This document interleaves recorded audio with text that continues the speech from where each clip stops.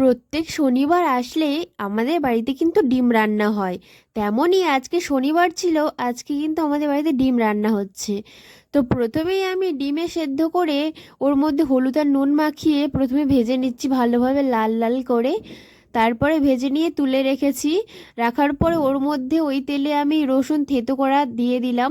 তারপরে চেরা কাঁচা লঙ্কা দিয়ে দিলাম, পেঁয়াজ কুচি টমেটো কুচি দিয়ে দিলাম।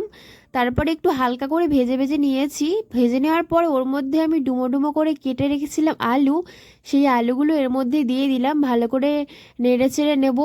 আর এর মধ্যে তারপরে আমি একটু ভালো করে নেড়ে চেড়ে নেওয়ার পরে ওর মধ্যে আমি দিয়ে দিলাম পরিমাণ মতো আদা বাটা। আর এই আদা বাটা কিন্তু আমি মিক্সিতে বাটি না, শিলেই বাটি, শিলে বাটতে আমার ভালো লাগে। তো তারপরে পরিমাণ মতো হলুদের গুঁড়ো দিয়ে দিলাম, গরম মশলা সানরাইজার দিয়ে দিলাম। তো ভালো করে কষিয়ে 5 মিনিট 10 মিনিট কষালাম। কষানোর পরে আমি এর মধ্যে জল দিয়ে দিলাম।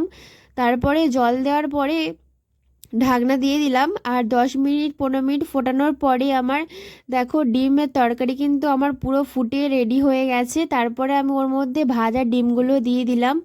আর নামানোর আগে ওর মধ্যে আমি দিয়ে দেবো একটু গরম মশলা গুঁড়ো। তাহলেই কিন্তু আমাদের ডিমের ঝোল বা ডিমের কারি বলতে পারো রেডি হয়ে যাবে। কেমন লাগলো ঘরোয়া রেসিপিটা অবশ্যই কমেন্টে জানিও। বাই।